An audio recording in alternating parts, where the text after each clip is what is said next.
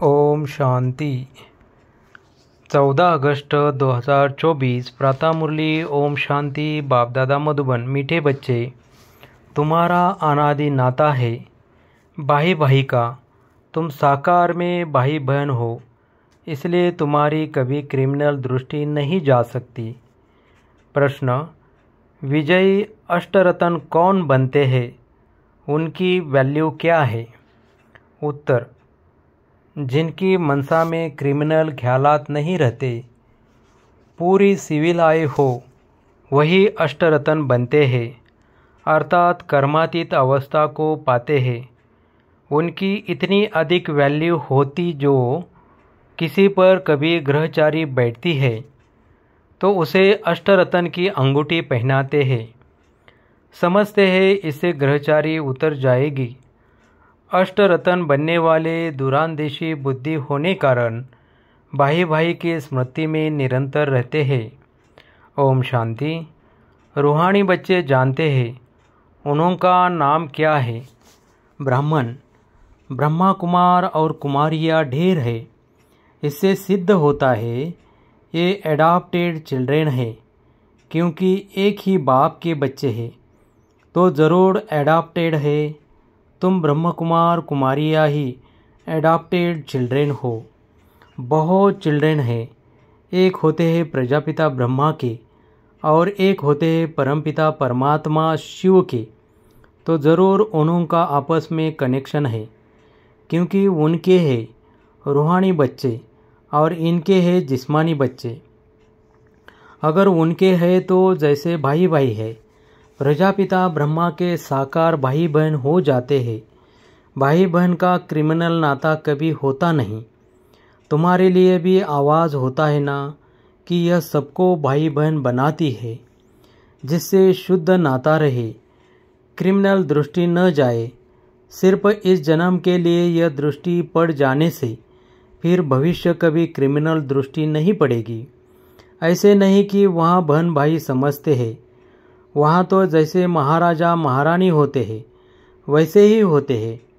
अब तुम बच्चे जानते हो हम पुरुषोत्तम संगम युग पर है और हम सब भाई बहन हैं। प्रजापिता ब्रह्मा नाम तो है ना। प्रजापिता ब्रह्मा कब हुआ था यह दुनिया को पता नहीं है। तुम यहाँ बैठे हो, जानते हो हम पुरुषोत्तम संगम युगी बीके हैं। अभी इसे धर्म नहीं कहेंगे, ये कुल की स्थापना हो रही है। तुम ब्राह्मण कुल के हो, तुम कह सकते हो हम ब्रह्म कुमार कुमारियाँ जरूर एक प्रजापिता ब्रह्मा की संतान है। यह नई बात है ना।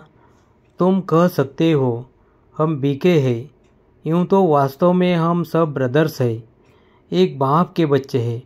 उनके लिए एडॉप्टेड नहीं कहेंगे। हम आत्माएं उनकी संतान तो अनादि है। वह परमपिता परमात्मा सुप्रीम सोल है और किसी को सुप्रीम अक्षर नहीं कहेंगे। सुप्रीम कहा जाता है संपूर्ण पवित्र को, ऐसे नहीं कहेंगे सब में प्यूरिटी है। प्यूरिटी सीखते हैं इस संगम पर। तुम तो पुरुषोत्तम संगम युग के निवासी हो। जैसे कलयुग निवासी सतयुग के निवासी कहा जाता है। सतयुग कलयुग को तो बहुत ही जानते हैं। अगर दूरांदेशी बुद्धि हो तो समझ सकेंगे। कलयुग और सतयुग के बीच को कहा जाता है संगम युग। शास्त्रों में फिर युगे युगे कह दिया है। बाप कहते हैं मैं युगे युगे नहीं आता हूँ। तुम्हारी बुद्धि में यह होना चाहिए कि हम पुरुषोत्तम संगम युगी ब्रह्म कुमार कुमारियाँ हैं। न हम सतयुग में है न कलयुग में है। संगम के बाद सतयुग आना है ज़रूर। तुम अभी सतयुग में जाने के लिए पुरुषार्थ कर रहे हो। वहाँ पवित्रता बिगर कोई जा नहीं सकती। इस समय तुम पवित्र बनने के लिए पुरुषार्थी हो। सब तो पवित्र नहीं है। कई पतित भी होते हैं, चलते चलते गिर पड़ते हैं, फिर छिप कर आए अमृत पीते हैं। वास्तव में जो अमृत छोड़ विष खाते हैं उनको कुछ समय आने नहीं देते। परंतु यह भी गायन है, जब अमृत बांटा था तो विकारी असुर छिप कर आए बैठते थे। कहते हैं इंद्र सभा में ऐसे अपवित्र आकर बैठते तो उन्हें श्राप लग जाता है। एक कहानी भी बताते हैं कि एक परी एक भिखारी को ले आई, फिर उनका क्या हाल हुआ। भिखारी तो ज़रूर गिर पड़ेंगे, यह समझ की बात है। भिखारी चढ़ न सके, कहते हैं वह जाकर पत्थर बना। अब ऐसे नहीं कि मनुष्य पत्थर व झाड़ बनते हैं, पत्थर बुद्धि बन गए हैं। यहाँ आते हैं पारस बुद्धि बनने के लिए, परंतु छिपकर विष पीते हैं तो सिद्ध होता है पत्थर बुद्धि ही रहेंगी। यह सामने समझाया जाता है। शास्त्रों में तो ऐसे ही बैठ लिखा है, नाम रखा है इंद्र सभा, जहाँ पुखराज परी किस्म किस्म की परियां दिखाते हैं। रत्नों में भी नंबरवार होते हैं, कोई बहुत अच्छा रत्न, कोई कम, कोई की वैल्यू कम, कोई की बहुत होती है। नवरत्न की अंगूठी भी बहुत बनाते हैं, एडवर्टाइज करते हैं, नाम तो रत्न ही है, यहाँ बैठे हैं ना, परंतु उनमें भी कहेंगे यह हीरा है, यह पन्ना है, यह मानिक। पुखराज भी बैठे हैं, रात दिन का फर्क है, उनकी वैल्यू में भी बहुत फर्क होता है। वैसे ही फिर फूलों से भेंट की जाती है, उनमें भी वैरायटी है। बच्चे जानते हैं कौन कौन फूल है। ब्राह्मणियाँ पंडे बनकर आती है, वह अच्छा फूल होता है। कोई तो फिर स्टूडेंट भी जास्ती तीखे होते हैं। समझाने करने में बाबा ब्राह्मणी को फूल न देकर उनको देंगे। सिखलाने वाले से भी उनमें गुण बड़े अच्छे होते हैं, कोई भी विकार नहीं होता। कोई कोई में अवगुण होते हैं, क्रोध का भूत, लोभ का भूत तो बाप जानते हैं। यह फेवरेट मनपसंद पंडा है, यह सेकंड नंबर है। कोई कोई पंडा इतना फेवरेट नहीं होता जितना जिज्ञासु जिनको ले आते हैं वह फेवरेट होते हैं। ऐसे भी होते हैं सिखलाने वाले माया के चंबे में आकर विकार में चले जाते हैं। ऐसे है बहुतों को दुबन से निकालते और खुद फंस मरते हैं। माया बड़ी ज़बरदस्त है, बच्चे भी समझते हैं। क्रिमिनल आई बहुत धोखा देती है। जब तक क्रिमिनल आई है तो भाई बहन का जो डायरेक्शन मिला है वह भी नहीं चल सकता। सिविल आई बदलकर क्रिमिनल आई बन जाती है। जब क्रिमिनल आई टूटकर पक्की सिविल आई बन जाती है तो उनको कहा जाता है कर्मातीत अवस्था। इतनी अपनी जांच करनी है, इकट्ठे रहते हुए विकार की दृष्टि न जाए। यहाँ तुम भाई बहन बनते हो, ज्ञान तलवार बीच में है। हमको तो पवित्र रहने की पक्की प्रतिज्ञा करनी है, परंतु लिखते हैं बाबा कशिश होती है। वह अवस्था अजून पक्की नहीं हुई है, पुरुषार्थ करते रहते हैं। यह भी न हो एकदम सिविल आई जब बन जाए तभी विजय पा सकते हैं। अवस्था ऐसी चाहिए जो कोई विकारी संकल्प भी न उठे।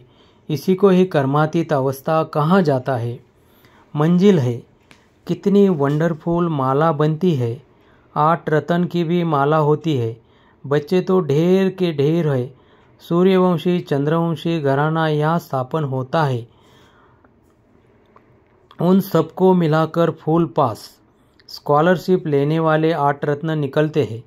बीच में फिर उनको रत्न बनाने वाला हीरा शिव डालते हैं। जिसने ऐसे रत्न बनाए ग्रहचारी बैठती है तो भी 8 रत्न की अंगूठी पहनते हैं। इस समय भारत पर राहु की ग्रहचारी है। पहले थी वृक्षपति की अर्थात बृहस्पति की दशा। तुम सतयुगी देवता थे, विश्व पर राज्य करते थे, फिर राहु की दशा बैठ गई। अभी तुम जानते हो हमारे ऊपर बृहस्पति की दशा थी। नाम है वृक्षपति, शॉर्ट में बृहस्पति कहा जाता है। हमारे पर बरोबर बृहस्पति की दशा थी, जबकि हम विश्व के मालिक थे। अभी राहु की दशा बैठी है, जो हम कौड़ी मिसल बने हैं। यह तो हर एक समझ सकते हैं, पूछने की भी बात नहीं है। गुरुओं आदि से पूछते हैं, इस इम्तहान में पास होंगे। यहाँ भी बाबा से पूछते हैं, हम पास होंगे। कहता हूँ अगर ऐसे पुरुषार्थ से चलते रहे तो क्यों नहीं पास होंगे। परंतु माया बड़ी प्रबल है, तूफान में ला देगी। इस समय तो ठीक है, आगे चल तूफान बहुत आए तो। अभी तुम युद्ध के मैदान में हो, फिर हम गारंटी कैसे कर सकते हैं। आगे माला बनाते थे, जिनको 2-3 नंबर में रखते थे, वह है नहीं, एकदम कांटा बन गए हैं। तो बाप ने कहा, ब्राह्मणों की माला बन नहीं सकती है, युद्ध के मैदान में है ना।